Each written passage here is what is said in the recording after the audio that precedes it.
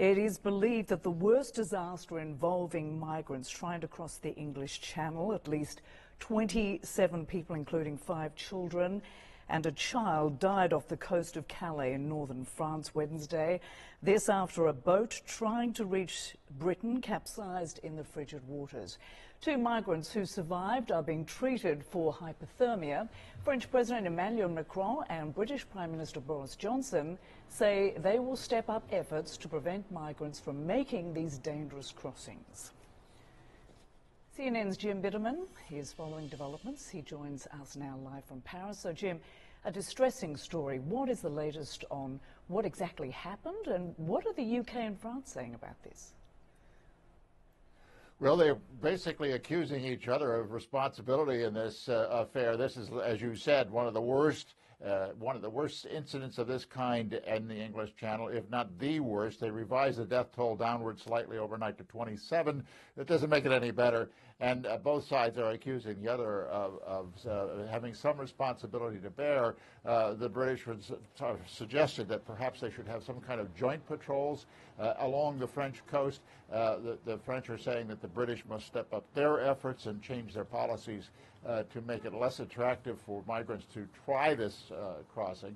In terms of practicality, after that conversation between Boris Johnson and Emmanuel Macron during the night last night, the Foreign Minister of France and the Home Secretary of Britain are going to talk today to sort of see what they can do in a practical sense to stop this flow. Now, in terms of details, they've arrested a 5th person for responsibility in creating the atmosphere for these migrants to come across. The person that was arrested was a German, and apparently the rubber raft that sank was of German manufacture, German sale. So in fact, there's some connection there to Germany. And President Macron said that he wants to widen out the conversation about this to his European partners, because he believes they bear some responsibility in these criminal gangs that are used to the migrants are falling victim to,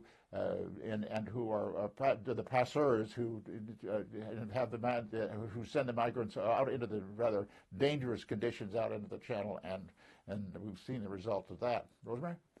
Yeah, just absolutely horrendous. Jim Bitterman joining us live from Paris. Many thanks. And joining us now from London is Tahid Pasha, Senior Coordinator at the International Organization for Migration. Thank you so much for talking with us. 27 people confirmed dead in this tragedy, 5 women and a little girl included in the dead in this attempted crossing of the English Channel in these freezing temperatures.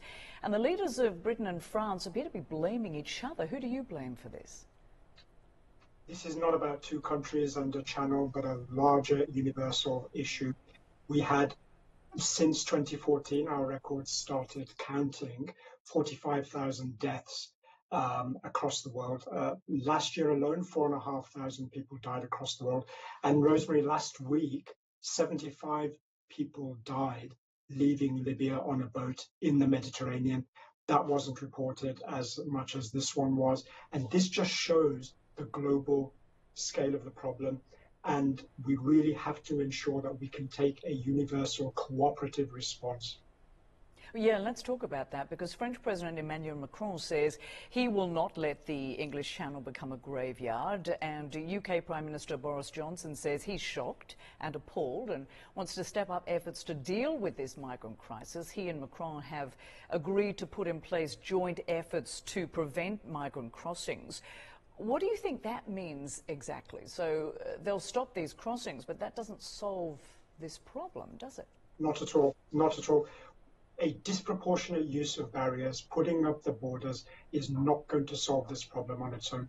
What we need to undermine the smugglers' business model by getting more adequate, safe, legal routes and pathways. Let's bear in mind the global context here. There are up to 26 million refugees in the world. The vast majority, Rosemary, are living and staying in countries neighboring the countries that they left. Very few make it across to Western countries like the UK and France. And so what we need is we need to have countries like the UK and France really stepping up their protection regimes to allow and facilitate those who are entitled to protection to be able to gain entry. So what is the situation for many of these migrants and asylum seekers on the ground, and how many people are we talking about here? So if we look at the nationalities of those who died tragically yesterday, the majority were Iraqis and Iranians with, I believe, some Somali nationals. So that immediately points to you that these are people who are fleeing countries of persecution. And so what we need to do is we need to be working to ensure that those people who are fleeing those countries can get access to resettlement regimes, that they can get access to humanitarian pathways that allow them to stay in these countries. And another thing to bear in mind, some of them are families, as you said, women and children. Family reunification is very important. We should not be closing down family reunification channels. We should be opening them up.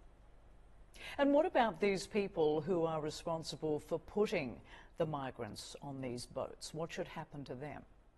Well, they are part of a dangerous criminal network where they are trafficking people. Those who are using smugglers have no option but to use smugglers, and that's where the business model comes from. If we can take that away from them, and if we can try and open up these legal avenues, then that has to be the answer. So states have to be able to have a proportionate response where they are ensuring that these pathways are opened up. As I said, we have those avenues to do that. And the numbers of people who are seeking protection in the UK is actually quite small. The peak was in 2012. We've had very low numbers since then. 16,000 people got protection and access to asylum in the UK last year. If you compare that to the global response, where we have up to 3 million Afghans in Pakistan and Iran alone, then that puts it into proportion.